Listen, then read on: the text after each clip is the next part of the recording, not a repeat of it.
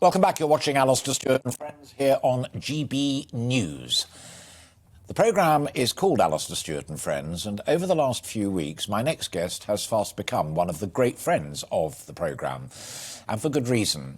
He is single-handedly trying to tackle recruitment and funding for HGV drivers after a shortage of drivers led to supply chain chaos earlier this month, not least petrol, but also supermarket shelves. So I rather cockily suggested that he write to the government and tell them what they should do. And he did just that. And he's now received a reply, and I'm delighted to say that back on the sofa is Marc Fels, Director at the HGV Recruitment Centre. A, which of them replied? B, what did they say? Good afternoon, Alastair. So I had a response from Department of Transport in respect to what you suggested to write into them. And look, they covered off a number of things that we've discussed before that have been quite well documented. So they talked about the skills boot camp, which is a positive thing, where they're going to be funding 5,000 new lorry drivers into training. They talked about the foreign visas that have been offered and sort of more sort of funding around that, but really didn't necessarily speak about the issue that I raised, which was how can we bring funding into people who necessarily can't afford the training, because we know that there are quite a lot of people that would most definitely like to do so if possible. Yeah.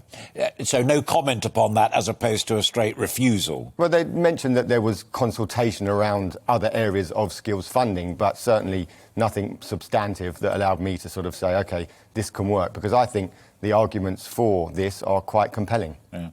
So how does it look at the moment? I mean, if this was the first time that we met and I said to you, tell me, Marc, what's it like out there trying to get jobs for HGV drivers and trying to fill the vacancies that we know are there? Well, there's certainly a lot of jobs to be filled, and unfortunately nothing has really changed. I mean, I've spoken to 4 or 5 clients this week in preparation for speaking with you again today, and I think at the moment most companies are telling me that actually more are still leaving their roles than are joining, and we talked about this before.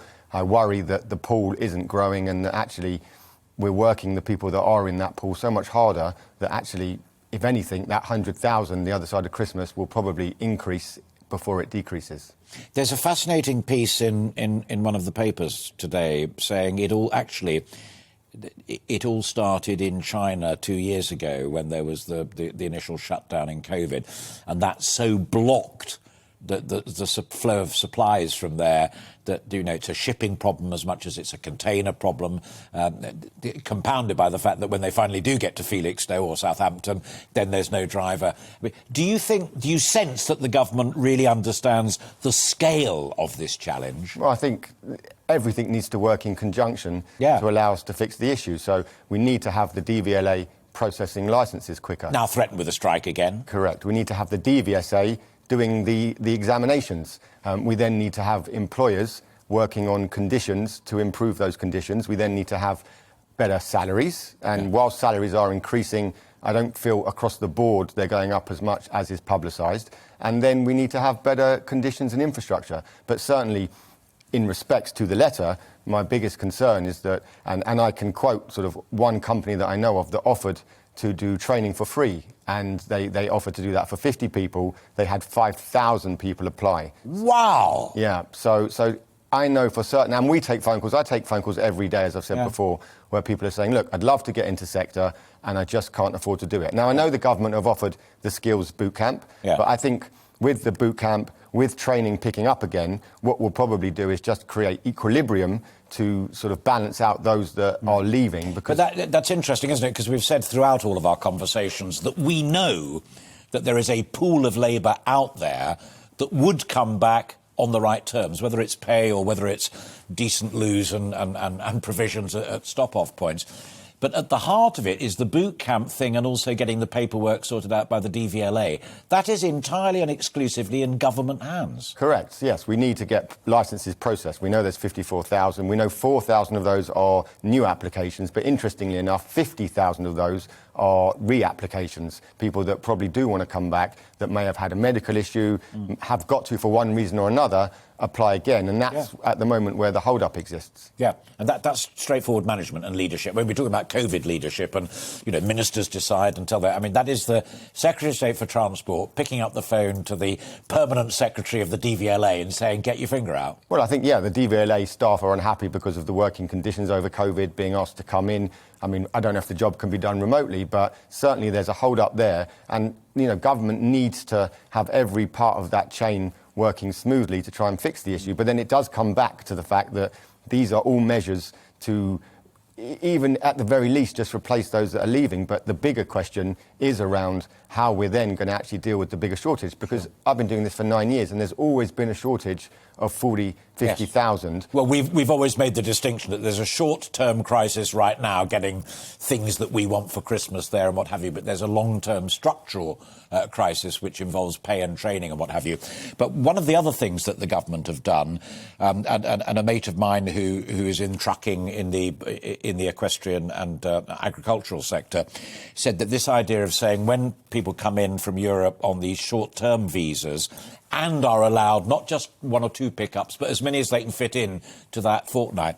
He messaged me to say that is the single worst thing that could have happened in terms of solving the long-term challenge. Well, it's slightly contradictory because on the one hand, in response to funding, what government have said is, look, this is as much on industry as it's on us to fix. Therefore, you need to try and find additional funding to try and train people as well. But by allowing cabotage, which is the rule to say to someone who may have come over from Poland, you can now do 2 weeks' worth of runs in the time that you're here before you go home. Well, actually, what that's doing is almost going against the support for the UK hauliers, because the UK hauliers need revenue to come in. And if suddenly they're being undercut by someone who's come here to do these additional runs, it's counterintuitive to me. Yeah, and it slows down the idea, as you say, that there are good hauliers out there, people like the ones who offered the free training and got 5,000 applications. And there are good hauliers out there who are willing and keen to pay extra wages.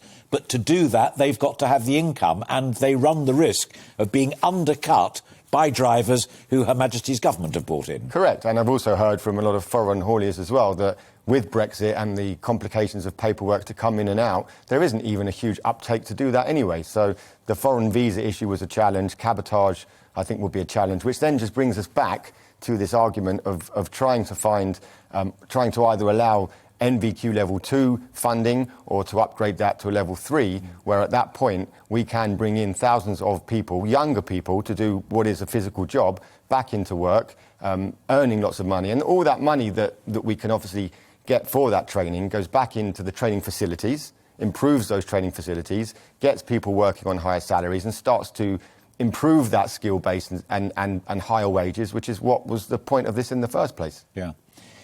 2 final questions. One is, as it were, 3-4 weeks into our friendship and conversations. What's your prediction twixt now, late October, and December the 25th? And secondly, what's your longer-term prediction? Well, we're trying to get as many people into work as possible. And, I think government are doing some initiatives that are going to help shorter term. But, the reality is when we get the other side of Christmas, that the shortage for me will get bigger before it gets smaller. The same challenges are going to exist. And until we can actually... And there's no shortage of demand, i.e. I need a driver. No, the problem is the supply. I don't have a driver. No, so I think the other side of Christmas, and we will surely get through Christmas, but the other side of it, we've really got to look at what we can do, whether there is the opportunity, as I said, for funding, and the economic figures for that totally stack up.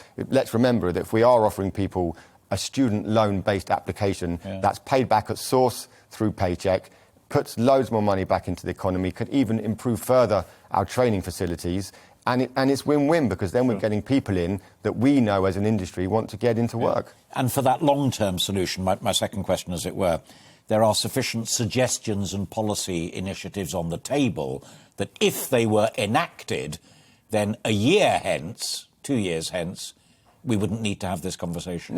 No, I think at that point we start to really fix the problem. As I said before, we're going to bring a slightly younger community into what is quite a physical job, that will allow us to then bring people in, get more people working. At that same time, with more money into the industry, we can improve conditions, government can improve infrastructure, and, all being well, in a year from now, we won't be having these discussions. But this isn't a short-term situation to fix. We've got to look not just about getting through Christmas, but what we're going to do into 2022 and beyond to try and help this industry, because I think 98% of all food goes through a vehicle, and 89% of everything in everybody's rooms at home at some point will go through a truck. We're a small island that doesn't rely as much on air, rail or sea to transport.